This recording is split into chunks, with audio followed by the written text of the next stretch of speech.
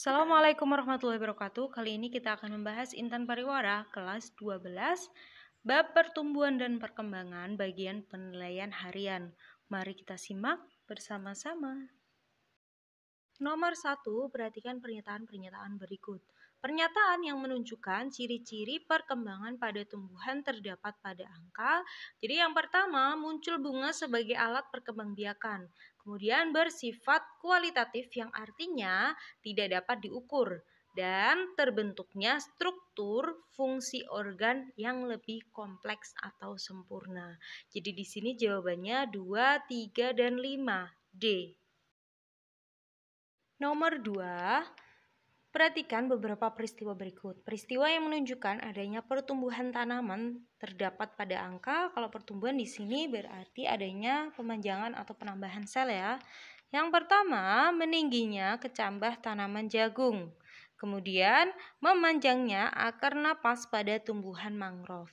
Jadi jawabannya 2 dan 3. D.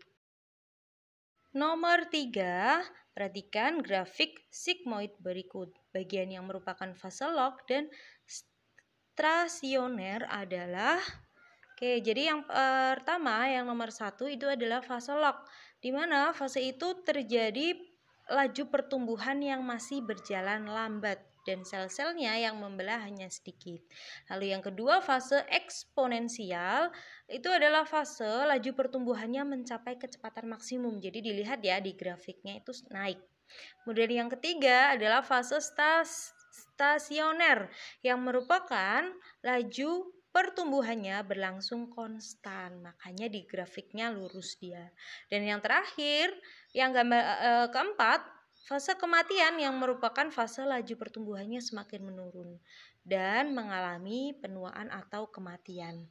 Nah, berarti di sini tadi yang ditanyakan adalah log dan stasioner. Jawabannya 1 dan 3. B. Nomor 4, kelompok tumbuhan berikut yang hanya mengalami pertumbuhan primer adalah, kalau dia hanya mengalami pertumbuhan primer berarti dia adalah tanaman monokotil. Sedangkan tanaman dikotil itu mengalami pertumbuhan primer dan juga sekunder. Nah, kita cari nih yang hanya mengalami pertumbuhan primer. Di sini berarti palem, kelapa, dan juga pisang. Jawabannya yang C. Nomor 5, perhatikan pernyataan-pernyataan berikut. Pernyataan yang tepat mengenai perkecambahan hipogeal ditunjukkan oleh angka. Kalau hipogeal berarti kotelidonnya tertinggal di dalam atau berada di dalam tanah. Di sini berarti yang paling tepat adalah yang pertama, nomor 1, umumnya terjadi pada biji tanaman monokotiledon. Kemudian kotiledon tetap berada di dalam tanah. Dan bagian yang mengalami pemanjangan adalah bagian epikotil. Jadi di sini yang tepat 1, 3, dan 4. B. Nomor 6, perhatikan gambar berikut. Pernyataan yang tepat berdasarkan gambar tersebut adalah, kita lihat ya, yang untuk gambar A di situ mataharinya tepat berada di atasnya tanaman, maka tanamannya akan tetap tumbuh lurus. Sedangkan untuk yang gambar B, matahari berada di sebelah kiri tanaman sehingga tanamannya akan berbelok ke arah kiri atau bisa dilihat seperti ke arah datangnya cahaya matahari. Nah, ini sebenarnya dipengaruhi oleh adanya hormon auksin. Bagian tanaman yang terkena cahaya matahari secara langsung, hormon auksinnya akan berkurang atau rusak.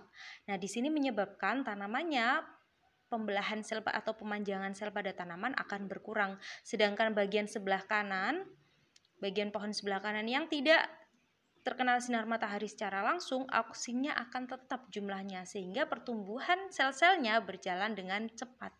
Nah, mengakibatkan batang tanamannya menjadi belok ke kiri. Nah, jadi di sini jawaban yang paling tepat adalah yang E. Tanaman A tumbuh lurus karena sebaran auksinnya merata, sedangkan tanaman B tumbuh ke arah cahaya karena auksin akan terurai jika terkena cahaya. Nomor 7, perhatikan pernyataan-pernyataan berikut. Ciri perkecambahan seperti gambar berikut ditunjukkan oleh angka.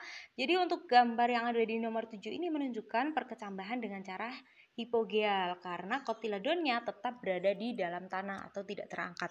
Nah, cirinya itu yang nomor 2, kotiledon tetap berada di dalam tanah. Lalu epikotilnya yang mengalami pemanjangan dan umumnya terjadi pada biji tanaman monokotil. Jadi di sini yang paling tepat adalah 2, 4, dan juga 5. C. Nomor 8, auksin merupakan jenis hormon yang diproduksi di bagian koleoptil atau titik tumbuh, ujung batang dan ujung akar, serta jaringan lain yang bersifat meristematik. Salah satu fungsi hormon auksin adalah, fungsinya auksin di sini adalah untuk memacu pembentangan dan pembelahan sel. Makanya bisa membuat tanaman jadi lebih tinggi. Jawabannya yang D. Nomor 9, perhatikan tabel jenis-jenis hormon pertumbuhan dan organ-organ tumbuhan berikut. Pasangan yang tepat antara hormon pertumbuhan dengan organ tumbuhan yang dipengaruhinya adalah yang pertama hormon antokalin. Nah, ini lebih ke organ bunga. Kemudian filokalin itu adalah organ daun. Rizokalin organ akar. Kemudian kaulokalin yang nomor 4 itu adalah organ batang. Jadi di sini jawaban yang paling tepat adalah yang E. Nomor 10, Pak Hadi ingin menanam tanaman semangka di sawahnya. Pak Hadi menginginkan tanaman semangkanya menghasilkan buah semangka tanpa biji. Untuk mendapatkan buah tersebut, Pak Hadi dapat menyemprotkan hormon. Jadi untuk semangka tanpa biji itu bisa dua hormon bekerja secara sinergis, yaitu ada hormon auksin dan juga hormon giberelin. Nah, di sini berarti jawabannya adalah yang C. Nomor 11, perhatikan ciri-ciri fase embrionik berikut. Ciri-ciri tahap blastulasi ditunjukkan oleh angka. Nah, blastula itu cirinya morula akan berkembang menjadi blastula. Kemudian yang nomor 3, pembelahan mitosis akan membentuk suatu rongga pada bagian tengah. Nah, rongganya ini nantinya akan diisi dengan cairan yang bernama blastosol.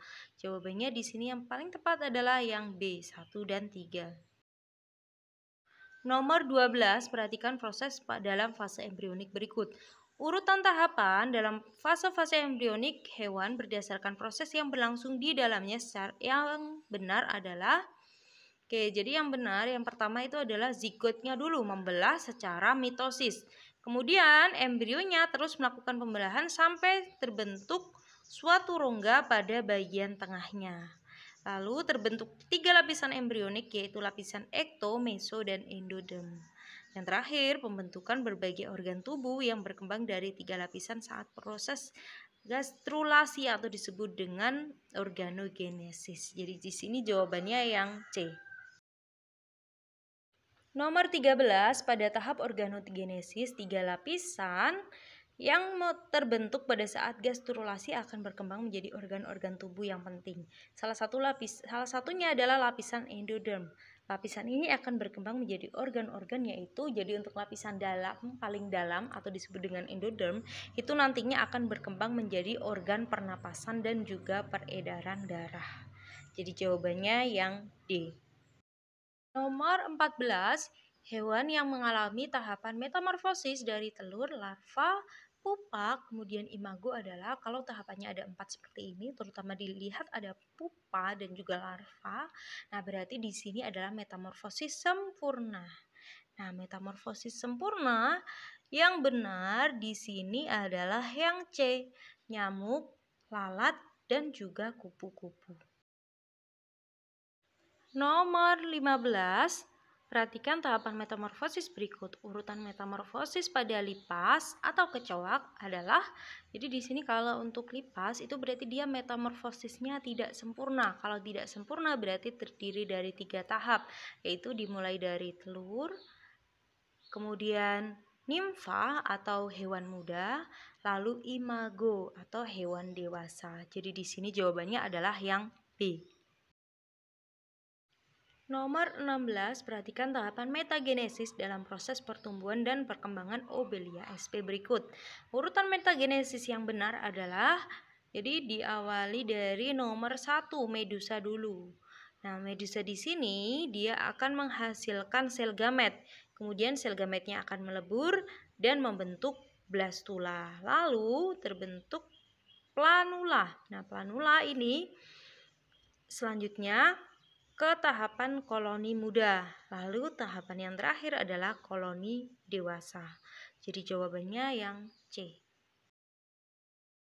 Nomor 17, perhatikan ciri-ciri masa perkembangan pada manusia berikut. Ciri-ciri masa perkembangan yang dialami anak seperti tampak pada gambar tersebut ditunjukkan oleh angka.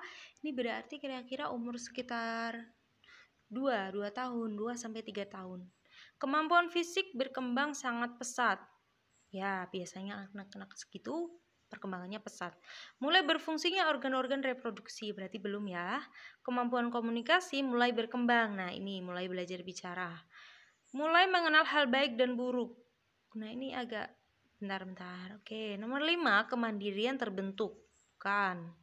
Keinginan untuk memiliki barang orang lain. Kalau barang orang lain itu biasanya umumnya sekitar SD.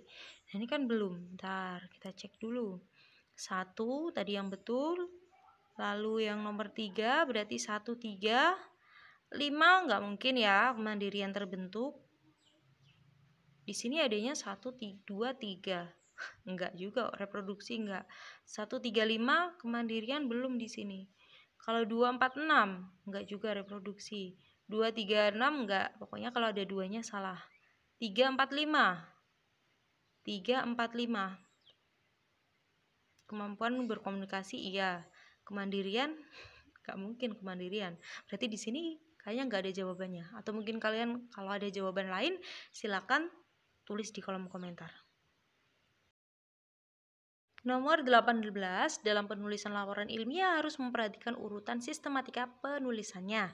Urutan sistematika penulisan laporan dapat dituliskan sebagai berikut.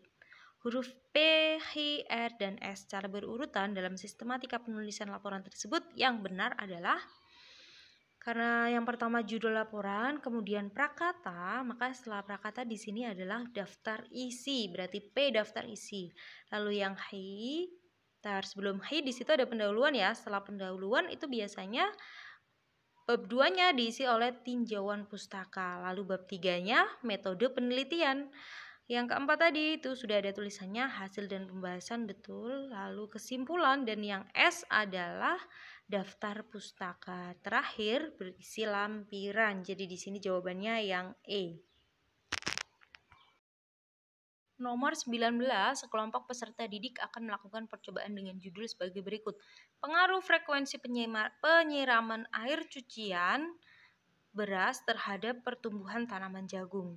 Rumusan masalah yang tepat dalam percobaan tersebut adalah, jadi kalau rumusan masalah berarti dia harus berupa kalimat tanya. Nah, di sini satu-satunya yang berupa kalimat tanya adalah yang A. Apakah perbedaan frekuensi penyiraman air cucian beras dapat mempengaruhi pertumbuhan tanaman jagung? Nomor 20, Denny ingin mengamati perkecambahan biji cabai.